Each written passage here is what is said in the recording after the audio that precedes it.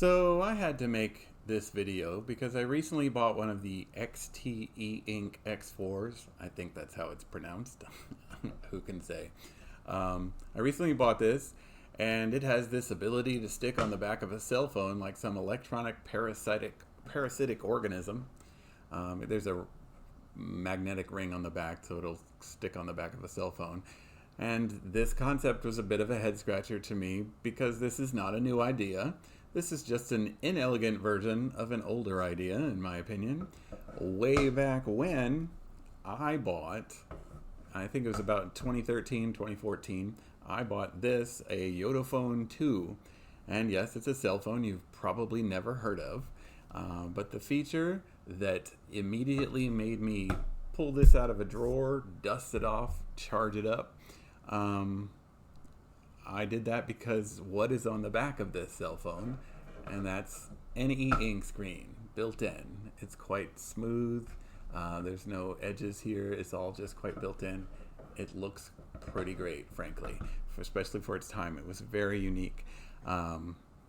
And this extra screen doesn't look like some alien beast that's incubating on the back of your regular phone. It's only slightly larger than the e-ink screen on the X4 here. This is 4.7 inches and this is 4.3 inches.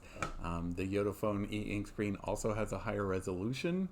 It's 540 by 960 pixels for 235 ppi. And as for the software that you'd use to read your ebooks on here, it of course came with an app from the Yotaphone maker.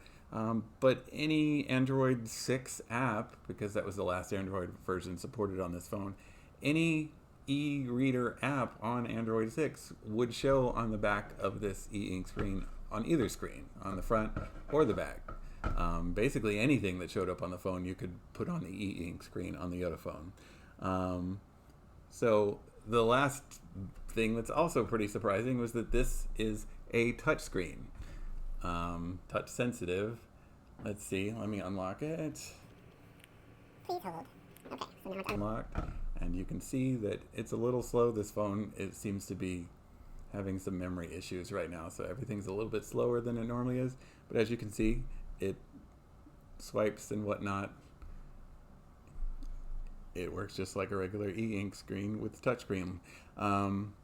So anyway, now I do get that the XTEink is sort of the point of it, and what a lot of people like is that it's just an e-reader and nothing else. So there's this distraction-free aspect. It's a part of the appeal, and I get that. That's part of the reason I bought it. And I do love this little device, actually. It's been pretty great. I'm currently reading Infinite Jest on it. We'll see how that goes.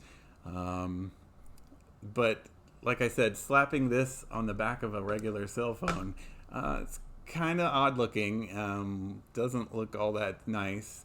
And the Yotaphone, on the other hand, looked great. It's remarkably slim and light.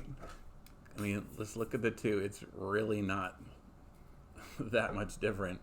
It's obviously, there are differences, but this is the whole thing with two screens is 5.1 ounces, and the XTEink X4 is 2.61 ounces all by itself, and it's kind of pretty limited on the features. So anyway, this didn't do that well. That's why you've never heard of it, but it really should have, because this is a very unique device. That really the biggest problem for me was that it doesn't have an SD card reader, but otherwise this was a great phone. I really liked it.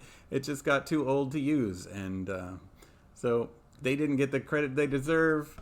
And the XTEink slapping it on the back of your current phone, not really a unique device, but as the Yotaphone says, there is a market for that, but how big it is, who knows. But there you go, the Yotaphone 2.